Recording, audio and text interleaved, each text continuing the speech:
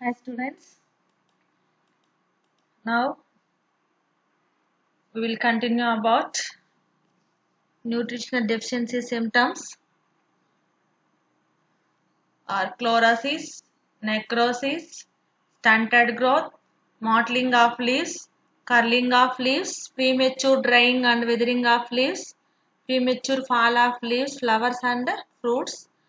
Now groups of elements are they are divided into two groups. Framework elements, carbon, hydrogen and oxygen are the framework elements. Hence they are in protoplasm, reserve foods, cellulose and lignin. And protoplasm elements are nitrogen, phosphorus, sulfur, and they are into two groups including calcium and magnesium. Balancing elements like magnesium, calcium, potassium, sodium, chlorine are works as ionic balance, and catalytic elements they act as catalytic agents and formation of enzymes like copper, zinc, molybdenum, ferrous, chlorine, boron, magnesium, etc. And then classification of plant nutrients. So generally the classification depends on their mineral composition, concentration of element, physiological functions. So physiological groups of nutrients, these groups are recognized. They are group 1 constituents of various organic or inorganic compounds. These groups include nitrogen, phosphorus, sulfur, calcium, boron, ferrous and magnesium. And second group act as activators of enzymes. It includes potassium, magnesium, calcium, ferrous or iron, zinc, manganese, copper, molybdenum, sodium and chlorine. And group 3 includes components of redox systems and electron transport like phosphorus, sulfur, ferrous, magnesium, copper and molybdenum are included in this group. And group 4 includes osmotic regulators and ionic balancing elements. They are potassium, sodium and chlorine etc. And group 5 stimulating elements, and it includes stimulating elements. They are cobalt, chromium, nickel, strontium, lithium, iron, selenium, silicon etc. And group 6 includes toxic heavy metals and other elements like cadmium, chromium, mercury, nickel, selenium etc. So classification of plant nutrients. So different it depends on the mineral composition, concentration and physiological functions. There are 6 groups are recognized based on the physiological groups only. మామూలుగా ఇక్కడ plant యొక్క nutrients లో పోషకాలలో దేన్ని base చేసుకొని ఇక్కడ classify చేయడం జరుగుతుంది అన్నట్లయితే సో ఇక్కడ మినరల్ కాంపోజిషన్ దాంట్లో ఉన్నటువంటి లవణ శాతం ఆధారంగా అట్లాగే అందులో ఉన్నటువంటి గాఢత ఆధారంగా అట్లాగే దాని యొక్క ఫిజియోలాజికల్ ఫంక్షన్ భౌతిక పని ఆధారంగా క్లాసిఫై చేయడం జరిగిందనమాట. ఇక్కడ ఏంటంటే మెయిన్ గా ఫిజియలాజికల్ గ్రూప్స్ ని బేస్ చేసుకొని 6 ఫిజియలాజికల్ న్యూట్రియంట్స్ ని బేస్ చేసుకొని 6 గ్రూపులుగా గుర్తించడం అనేది జరిగింది. అందులో మొదటి గ్రూప్ ఫస్ట్ గ్రూప్ తీసుకున్నట్టయితే group 1 constituents of various organic and inorganic compounds గా వచ్చేసేటివి అన్నమాట. కర్బన అకర్బన సమ్మేళనాలుగా వచ్చేసే వాటిల్లో మెయిన్ గా ఉండేటివి ఏంటంటే nitrogen, phosphorus, sulphur, calcium, boron, iron and magnesium అనేటివి ఆర్గానిక్ ఇనార్గానిక్ కాంపౌండ్స్ గా ఉండేటివి అన్నమాట. అట్లాగే యాక్టివేటర్స్ ఆఫ్ ఎంజైమ్స్,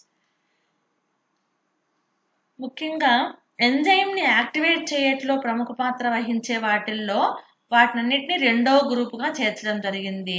అవి ఏంటంటే potassium, magnesium, calcium, iron, zinc, manganese, copper, molybdenum, sodium and chlorine.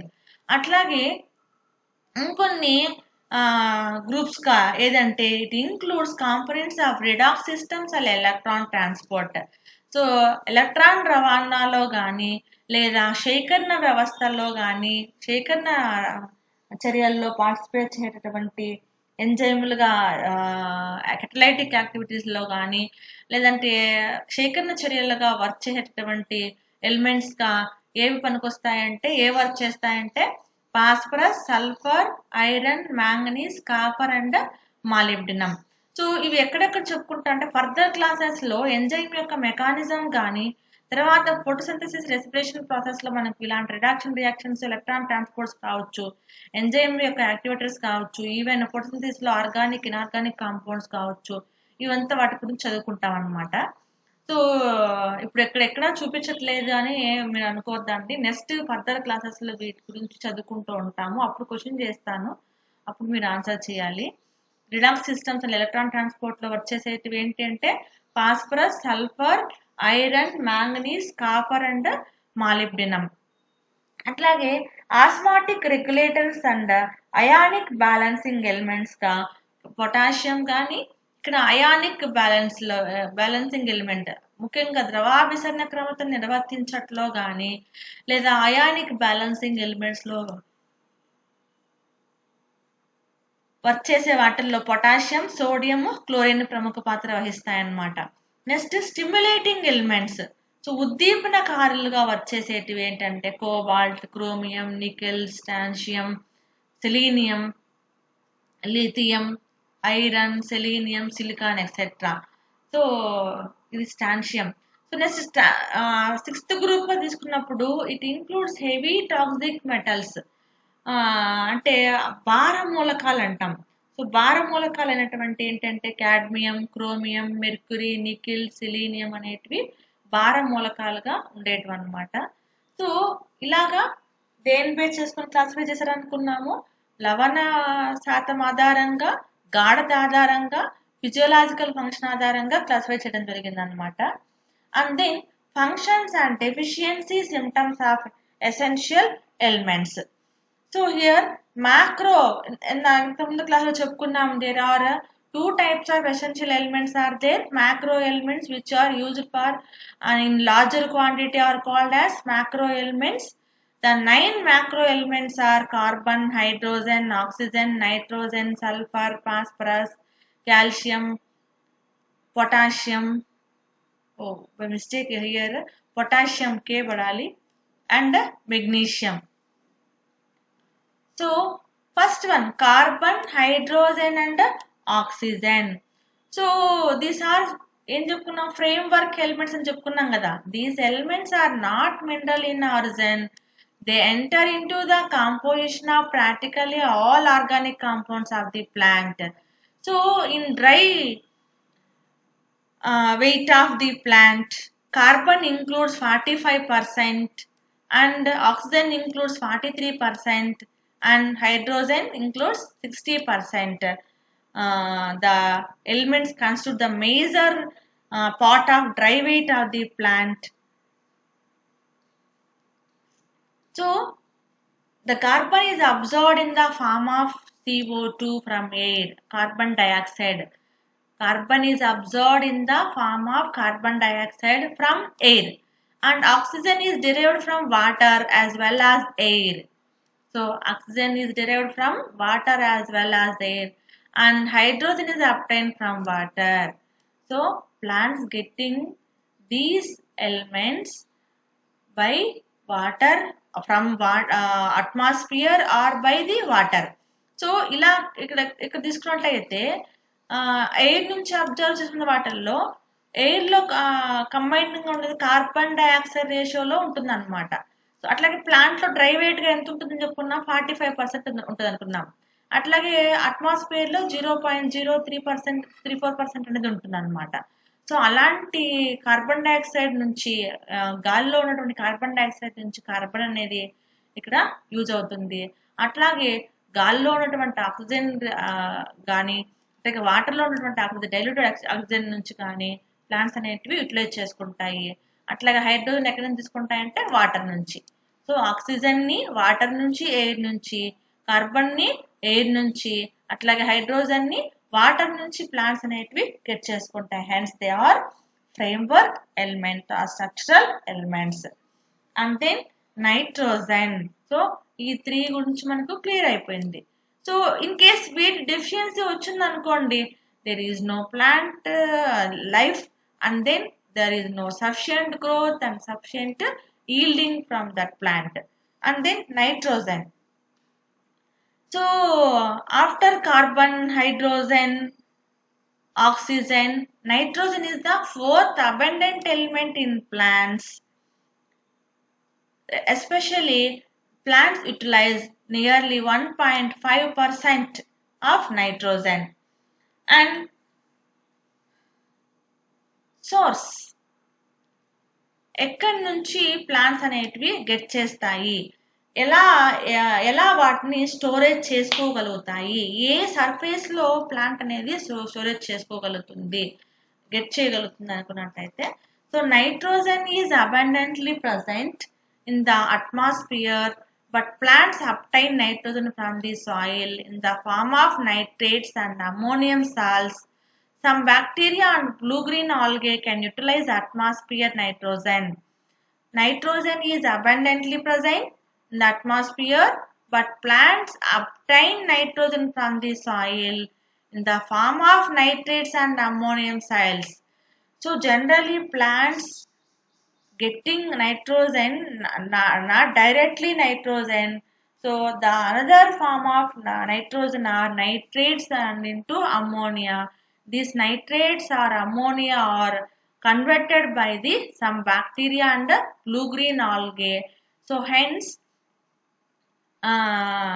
these nitrates and ammonium states can utilize the plants.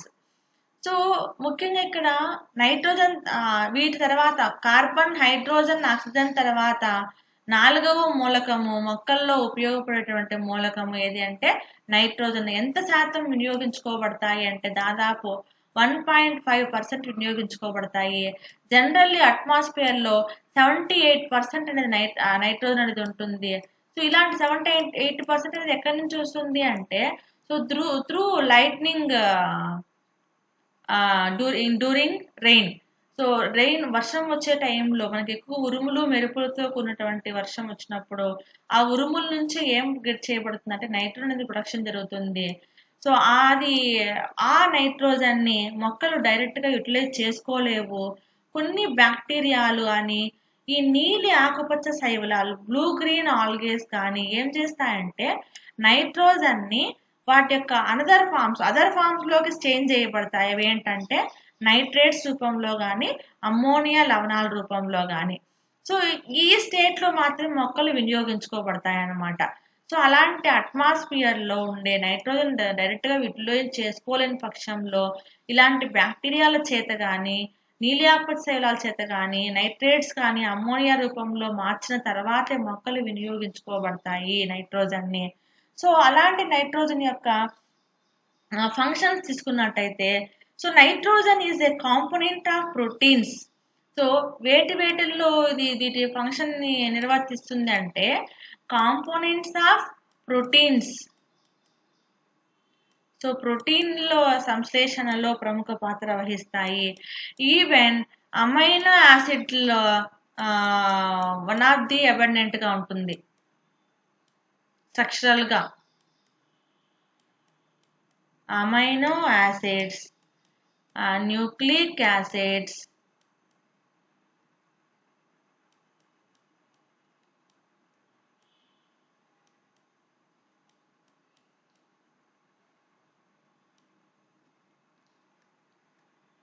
enzymes,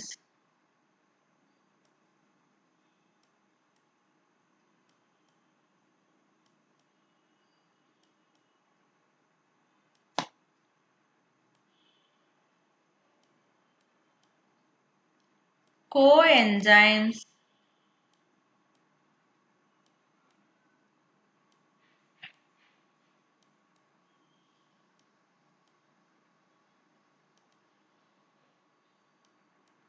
chlorophylls,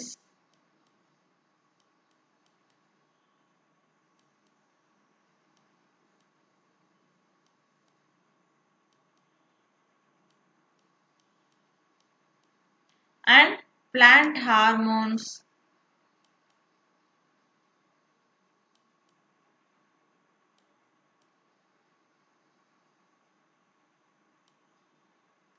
Some vitamins also contain nitrogen.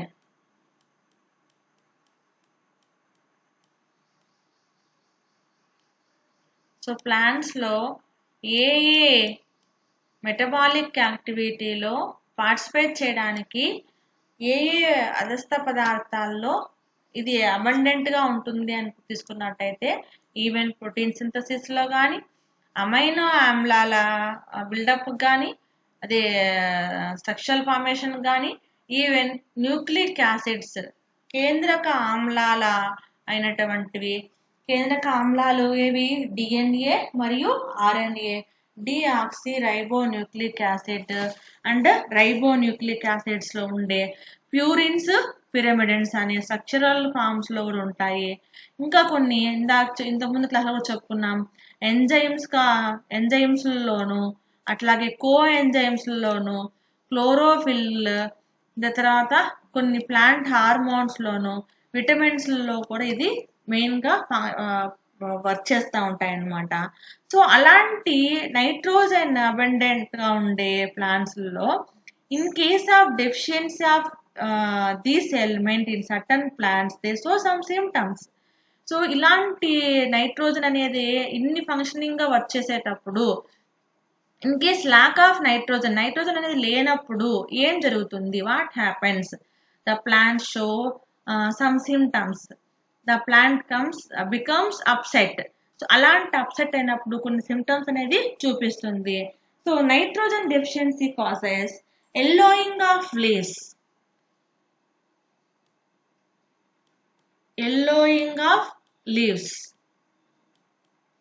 so leaves becomes yellowing when the lagging of nitrogen, and yellowing or pale green colored leaves are terms called as chlorosis, and yellowing starts from older leaves. So this symptom shows first in older leaves.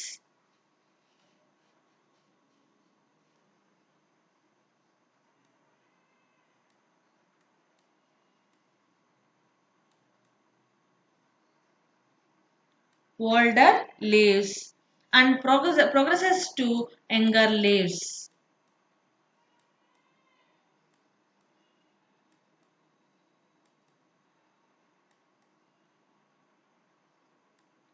And lower leaves fall off, and anthocyanin pigment develops in stem, leaf, veins and petioles which become red or purple, for example tomato.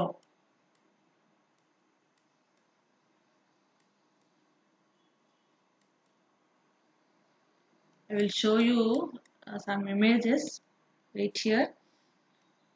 So flowering may be delayed and fruits are underdeveloped. Plants supplied with excess of nitrogen show dark green succulent leaves, weak stems and vigorous vegetative growth are present. So nitrogen అనేది 4వ మూలకం అని చెప్పుకున్నాం. ఇది ముఖ్యంగా atmosphere నుంచి nitrates ammonium salts నుంచి get చేయబడుతుంది అనుకున్నాం. డైరెక్ట్ గా నైట్రోజన్ వినియోగించుకోబడదు. ఇలాంటి నైట్రేట్స్ అమ్మోనియం సాల్ట్స్ గా ఏవి ప్రిపేర్ చేస్తాయని చెప్పాము, కొన్ని బ్యాక్టీరియాలు. Blue green algae next nitrogen fixation లో చెప్పుకుంటాం ఈ టాపిక్ గురించి. సో అలాంటి నైట్రోజన్ యొక్క ఫంక్షన్ ఏంటంటే, సో ఇలాంటి ప్రోటీన్ల సంశ్లేషణలో కానీ అమైనో యాసిడ్స్ యొక్క ఫంక్షనింగ్ లో, బిల్డప్ స్ట్రక్చర్స్ లో, న్యూక్లిక్ యాసిడ్స్ లో, ఎంజైమ్స్ లో, కోఎంజైమ్స్ లో, క్లోరోఫిల్స్ లో, ప్లాంట్ హార్మోన్స్ లో, ఇంకా కొన్ని విటమిన్స్ లో ఉంటుందని చెప్పుకున్నాం. సో అలాంటి నైట్రోజన్ లోపిస్తే కొన్ని లోప లక్షణాలు కనపడతాయి. అవేంటంటే ముఖ్యంగా పత్రాలు అనేటివి ఎల్లో గ్రీనిష్ గా మారతాయి, అంటే పసుపు కలర్ లేక మారతాయి. దాన్ని మనం ఏమన్నా క్లోరసిస్ అన్నాం. ముఖ్యంగా ముదురు పత్రాల్లో లక్షణాలు కనపడతాయి. And it progresses into younger leaves, లేత పత్రాల్లో కూడా ఇది వ్యాపించడానికి అవకాశం అనేది ఉంటుంది. అట్లాగే అలాంటి లోయర్ పత్రాలు అనేవి మళ్ళీ రాలిపోవడం జరుగుతూ ఉంటుంది అనమాట. అట్లాగే ఇక్కడ ఏంటంటే ఆంథోసియన్ పిగ్మెంట్స్ అనేవి డెవలప్ అయిపోతాయి. ఆంథోసియన్ పిగ్మెంట్స్ డెవలప్ అయినప్పుడు పింక్ కలర్ లోకి మారి అది రెడ్ కలర్ కానీ పర్పుల్ కలర్ లోకి మారుతాయి అనమాట. లీఫ్ యొక్క వీన్స్, ఈనెలు కానీ లేదంటే కాండ భాగం కానీ లీఫ్ యొక్క వీన్స్ కానీ మారుతాయి అనమాట. అట్లాగే ఈ ఫ్లవర్ డిలే అవ్వడం కానీ, ఫ్రూట్స్ అనేటివి డెవలప్ కాకుండా ఉండడం కానీ, లేదంటే ఇలాంటి ప్లాంట్స్ ఎక్సెస్ ఆఫ్ నైట్రోజన్ ని సక్యులెంట్ లీవ్స్ కానీ, వీక్ స్టెమ్స్ కానీ, విగారస్ వెజిటేటివ్ గ్రోత్ అనేది జరుగుతుంది అనమాట. అంటే ఎక్సెస్ ఆఫ్ నైట్రోజన్, ప్లాంట్స్ ఎక్కువ నైట్రోజన్ తీసుకున్నా కూడా ప్రాబ్లమే అనమాట. డార్క్ గ్రీన్ గా మారుతాయి సక్యులెంట్ లీవ్స్ అంతా, స్టెమ్ అనేది వీక్ గా మారుతుంది అనమాట. సో ఇప్పుడు నెక్స్ట్ టాపిక్ తీసుకున్నప్పుడు సల్ఫర్. సో సల్ఫర్ అనేది 0.1% ప్లాంట్స్ అనేది యూటిలైజ్ చేసుకోబడుతుంది. So generally it is present 0.1% approximately in the makeup of the plant. So source, it is absorbed from the soil in the form of sulfate. ఏ రూపంలో ఉంటాయంటే sulphate రూపంలో. నాకు ఇవి mention చేయట్లో symbols కొంచెం time పడుతుందని పెట్టట్లేదు. సల్ఫేట్స్ యొక్క సింబల్ ఏంటి SO4 2-. ఈ రూపంలో ప్లాంట్స్ అనేటివి యూటిలైజ్ చేసుకుంటాయి, అంటే సాయిల్లో అలా ఉంటుందన్నమాట. So little quantities of sulphur dioxide enter through stomata when present in polluted air. So మనకు తెలుసు సల్ఫర్ డయాక్సైడేషన్ అనేది అట్మాస్ఫియర్ లో ఇంక్రీజ్ అయింది అనుకోండి, it causes into acid rains అని. యాసిడ్ రెయిన్స్, ఆమ్ల వర్షాలు అంటాం అనమాట. సో ఇంకా మాట్లాడితే ఈ సల్ఫర్ డయాక్సైడ్ అనేది పెరిగింది అనుకోండి, ఇది కూడా పొల్యూటెడ్ ఎయిర్ గా మారుతుంది. సో మన బుక్స్ అంతా పుల్లగా మారుతాయి, బ్రౌన్ కలర్ లోకి వెళ్ళిపోతాయి అనమాట, వైట్ కలర్ లో ఉండే పేపర్ అంతా. సో అలాంటి దాన్ని ఏమంటామంటే పొల్యూటెడ్ ఎయిర్ అంటాం. అలాంటి పొల్యూటెడ్ ఎయిర్ నుంచి కొంత శాతం అనేది స్టొమాటా ద్వారా ఎక్స్చేంజెస్ ఆఫ్ స్టొమాటా అనేది ఏంటి, పోర్ లైక్ స్ట్రక్చర్ అని చెప్పుకున్నాం, గ్యాసెస్ ఎక్స్చేంజెస్ జరుగుతాయని చెప్పుకున్నాం, వాయువు యొక్క సరఫరా జరుగుతుందని చెప్పుకున్నాం. సో అలాంటి వాయువుల యొక్క సరఫరాలో ఈ సల్ఫర్ డయాక్సైడ్ కూడా కొంత శాతం అనేది స్టొమాటో అనేది వినియోగించుకోబడుతుంది అనమాట. సో దాంట్లో ఇక సల్ఫర్ యొక్క ఫంక్షన్ ఏంటి అని చూసుకున్నట్టయితే, sulphur is an important constituent of amino acid like cystine and methionine. So sulphur main గా దేంట్లో ఉంటుందంటే అమైనో యాసిడ్స్ లో ఉంటుంది. మెయిన్ గా ఏంటంటే కొన్ని అమైనో యాసిడ్స్ అయినటువంటి cystine and methionine. And it is found in vitamins like thiamine and biotin. So కొన్ని బి కాంప్లెక్స్ విటమిన్స్ లో థైమిన్, బయోటిన్స్ లో కూడా ఉంటుంది, including coenzyme A. So coenzyme A లో కూడా ప్రజెన్స్ అయి ఉంటుంది అనమాట. It is present in many enzymes as sulphydryl groups. So sulphydryl groups లో కూడా ఇది ప్రజెంట్ అయి ఉంటుంది. It impacts pungent odour to mustard family, onion and garlic. So ఇది కొంచెం చేదు స్వభావాన్ని కలిగి ఉంటాయన్నమాట. మస్టర్డ్ సీడ్స్ లో, మస్టర్డ్ ప్లాంట్ మొత్తం నువ్వు ఈ బ్రాసికా స్పీసెస్ ఉన్నాయి కదా, ఆ బ్రాసికా స్పీసెస్ లో ప్లాంట్ తీసుకుంటే దాన్ని ఇట్లా పట్టుకోగానే అది జిగురుగా కనపడుతుంది. ఆ జిగురు రావడానికి ఆ స్మెల్ మనం చూడడం కానీ ఏమవుతుందంటే చేదు స్వభావం కలిగినటువంటి లక్షణం ఉంటుంది అనమాట. ఈవెన్ ఆనియన్ కానీ గార్లిక్ కానీ. సో దాంట్లో సల్ఫర్ అనే అబండెంట్ గా ఉండడం వల్లనే మనకు ఆ పంజెంట్ ఆర్డర్ అనేది వస్తుంది అనమాట. ఆర్డర్ అంటే కలర్.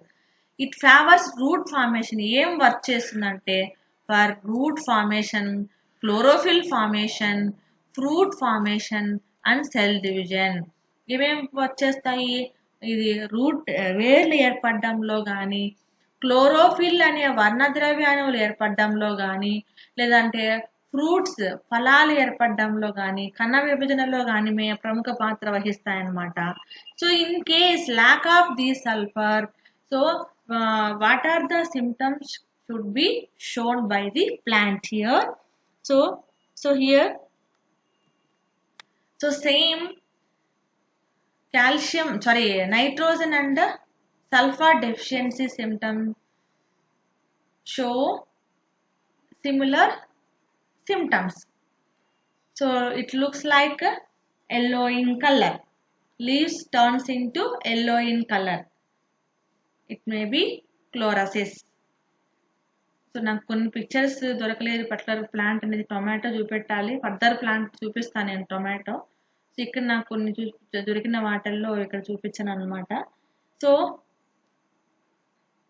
ఈ ప్లాంట్ లో ఉండే ఈ లీవ్స్ అంతా ఎలా ఉన్నాయి చూడండి, కొన్ని థిక్ గ్రీన్ గా ఉన్నాయి. థిక్ గ్రీన్ గా ఉందంటే కారణం ఏంటి, నైట్రోజన్ శాతం పెరిగింది అనుకున్నాం. ఎల్లోయింగ్ గా ఉందంటే నైట్రోజన్ శాతం అనేది తగ్గింది అనమాట. సో అలాంటి ఈ సల్ఫర్ డెఫిషియన్సీ ఏర్పడినప్పుడు, so sulphur deficiency seldom occurs in natural conditions or sulfates is abundant and it is taken up by the plant.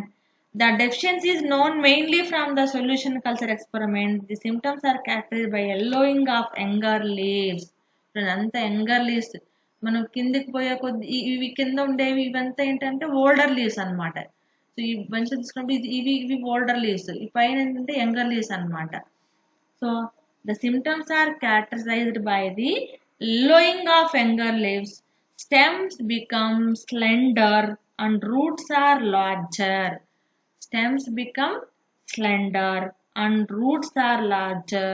For example, tea yellows, tea plant.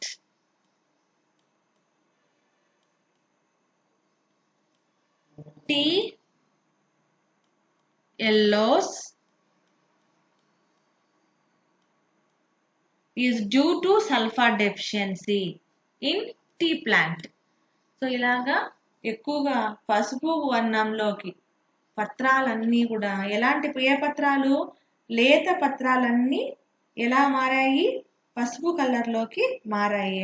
So అలాంటి పసుపు కలర్లోకి మారడం అనేది ముఖ్యంగా సల్ఫర్ యొక్క లక్షణం అన్నమాట. ఈవెన్ నత్రజని లక్షణం కూడా ఇలాగే ఉంటుందన్నమాట. ఆ పిక్చర్ నాకు దొరకలేదు కాబట్టి మీకు ఇదే పిక్చర్ని మీకు చూపిస్తున్నాను. సో కాబట్టి ఇప్పుడు మనము ఏమేమి మూలకాల గురించి నేర్చుకున్నాము, నైట్రోజన్, సల్ఫర్. సో ముఖ్యంగా నైట్రోజన్ అనేది ఎలా దొరుకుతుంది అని చెప్పుకున్నాము.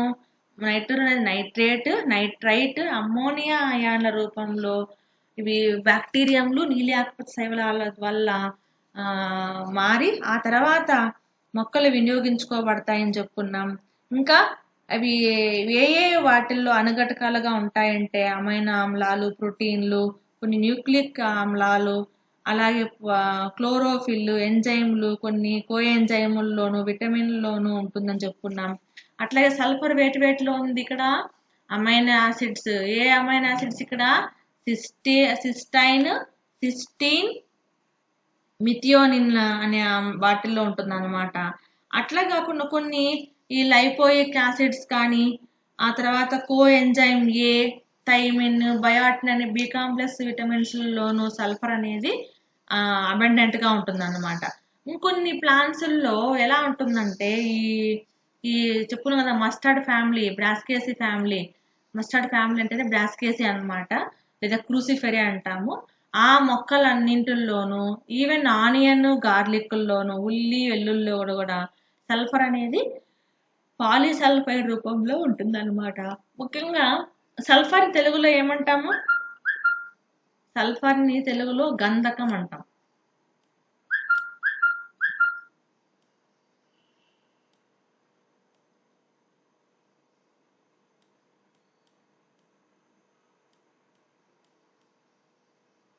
తెలుగులో గంధకం అంటాం. సో ఇలాంటివి సాయిల్లో సల్ఫర్ అనేది తగినంత రేషియోలో ఉంది అనుకోండి, మొక్కలు యూటిలైజ్ చేసుకొని ప్రాపర్గా గ్రో అయిపోతాయి.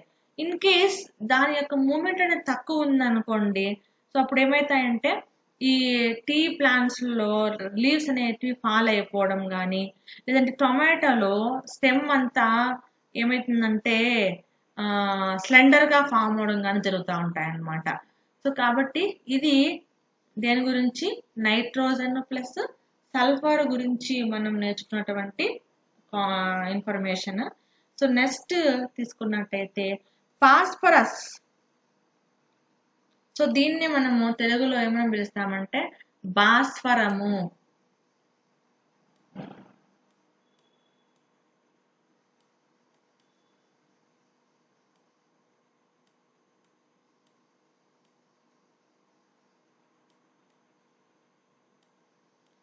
ఏమంటాము? భాస్వరము అంటాము. సో ఇప్పుడు phosphorus approximately constitutes 0.2% in the composition of the plant, and then source phosphorus is taken up by plants in the form of ions, phosphate or phosphorus ions రూపంలో ఉంటాయి. Function, it is constituted of nucleic acids, phospholipids, coenzymes like NAD, NADP and energy rich compound ATP. The highest percentage of phosphorus is occurs in the meristematic regions. And then deficiency. So phosphorus అనేది మనం తెలుగులో భాస్వరం అని పిలువబడుతుంది. So ఇలాంటి భాస్వరం అనేది మూలకాల నుంచి వేల ద్వారా ఫాస్ఫేట్ అయాన్ల రూపంలో ఫాస్ఫేట్ H3PO4- కానీ HPO4- రూపంలో కానీ లభ్యమవుతుంది. సో ఇన్ కేస్ ఇవి సాయిల్లో విచ్ఛిన్నమైన సాయిల్లో మామూలుగా ఇవి మినరల్ న్యూట్రియన్స్ ఉంటాయి కదా, carbonic and non carbonic acids అనేటివి డైల్యూట్ అవడం వల్ల ఈ ఫాస్ఫరస్ అయాన్లు అనేటివి విచ్ఛిన్నం అవుతుంటాయి, ప్రొడ్యూస్ అవుతుంటాయి. సో ఇది వేటిలో అబండెంట్ గా ఉంటుంది అంటే కేంద్రక ఆమ్లాల్లో, అలాగే పాస్ఫోలిపిడ్లలో, ఇంకా కో ఎంజైమ్స్ అయినటువంటి నికోటిన్ అడెనైన్ డైఫాస్ఫేట్, ఇంకా కొన్ని ATP adenosine triphosphate, adenosine diphosphate వీటిలో ఎక్కువ ఉంటుంది అనమాట. ఇంకా హైయెస్ట్ పర్సెంటేజ్ తీసుకున్నప్పుడు విభాజ్య కణజాలాలు, మొక్క యొక్క విభజన చెందినటువంటి కణజాలం అనమాట, ఎపికల్ పార్ట్స్ లో ఉంటుంది అనమాట. అక్కడ విభాజ్య కణజాలంలో ఫాస్ఫరస్ అనేది అనుఘటకంగా ఉంటుంది. ఎక్కువగా నైట్రోజన్ నేలలో కానీ నైట్రోజన్ తర్వాత నేలలో ఉండే భాస్వరం అనేది సాధారణంగా లోపించేటువంటి మూలకం అన్నమాట. సో దీనివల్ల లీవ్స్ అంతా ఎలా ఉంటాయంటే పొట్టిగా ఉంటాయి. లేదంటే symptoms phosphorus deficiency are not so marked as the case of nitrogen deficiency. The phosphorus deficiency plant is stunted in growth. ఇందాకే చెప్పుకున్నాం స్టంటెడ్ గ్రోత్ అని, ఇప్పుడు గిడసబారిపోవడం అని. Stunted growth. Leaves are dark in color. So leaves are dark in color. Dark green in color. A tendency to develop purple or reddish anthocyanin pigments are purplish anthocyanin pigments are develops. So these symptoms may be accompanied by the appearance of necrotic spots on leaves. Necrotic spots on leaves. Petioles or fruits resulting in leaf fall. So ఇట్లాగా phosphorus అనేది లోపించింది అనుకోండి, కాండం అనేది ఎలా ఉంటుందంటే పొట్టిగా ఏర్పడుతుంది. ఆ కాండంతో పాటు పత్రాలన్నీ ముదురు ఆకుపచ్చ రంగులో ఏర్పడిపోతాయి. కొన్ని వాటిల్లో ఆంథోసైనిన్ పిగ్మెంట్స్ అనేటివి ఏర్పడచ్చు. అట్లాగే నత్రజని అనేది ముఖ్యంగా ఫాస్ఫేట్ అయాన్ల రూపంలో ఒక్క మొక్క నుంచి ఇంకొక మొక్క రూపంలోకి రవాణా అవుతాయి అన్నమాట. అట్లాంటి లోప లక్షణాలు ఎక్కువగా ఎల్డర్ లీవ్స్ లో కనపడతా ఉంటాయి, ముదురు పత్రాల్లో కనపడతాయి. అట్లాగే ఇట్లాంటి ఫాస్ఫరస్ లోపించడం వల్ల ఈ ఫ్లవరింగ్ కానీ ఫ్రూటింగ్ కానీ లేట్ గా వస్తుంది అనమాట. ఇంకొకటి ఏంటంటే ఈ ఫాస్ఫరస్ అనేది ఎక్కువగా లభ్యమైంది అనుకోండి, వాటి యొక్క స్టెమ్ అనేది వేరు కన్నా ఎక్కువ పెరిగిపోతుంది అనమాట. ఎక్కువ అయితే, తక్కువ అయితే గిడిసిపారిపోతుంది, తక్కువ పెరుగుదల చూపిస్తాయి అన్నమాట. అట్లాగే ఈ ఫాస్ఫేట్ మాన్యూర్స్ అనేటివి యూజ్ చేయడం వల్ల నత్రజని, ఫాస్ఫరస్, పొటాషియం అని ఎన్పికే ఎరువులు మీరు చూసే ఉంటారు. NPK, nitrogen, phosphorus and potash. Nitrogen తర్వాత ఎక్కువగా లోపించేటటువంటి మూలకం ఏంటంటే ఫాస్ఫరస్ అన్నమాట. సో ఇలాంటి రసాయన ఎరువులు కానీ లేదు సహజ సిద్ధంగా తయారు చేయబడినటువంటి కంపోస్ట్ ఎరువుల ద్వారా కానీ మనం దీన్ని భర్తీ చేయొచ్చు అనమాట. సో తక్కువైతే స్టంటెడ్ గ్రోత్, ఎక్కువైతే స్లెండర్ గ్రోత్ ఉంటుంది. లీవ్స్ అంతా yellowish గా ఏర్పడతాయి. అట్లాగే ఆంథోసియన్ పిగ్మెంట్స్ కానీ స్పాట్స్ కానీ ఏర్పడి ముదురు పత్రాలు అంతా ఎక్కువ ముదురు ఆకుపచ్చ రంగులో ఏర్పడి ముదురు పత్రాలు అంతా తొందరగా రాలిపోతూ ఉంటాయి అన్నమాట. సో ప్లస్ తొందరగా కాపు కూడా రాదు. ఇది భాస్వరం లోపిస్తే మొక్కల్లో ఉండేటటువంటి లక్షణాలు.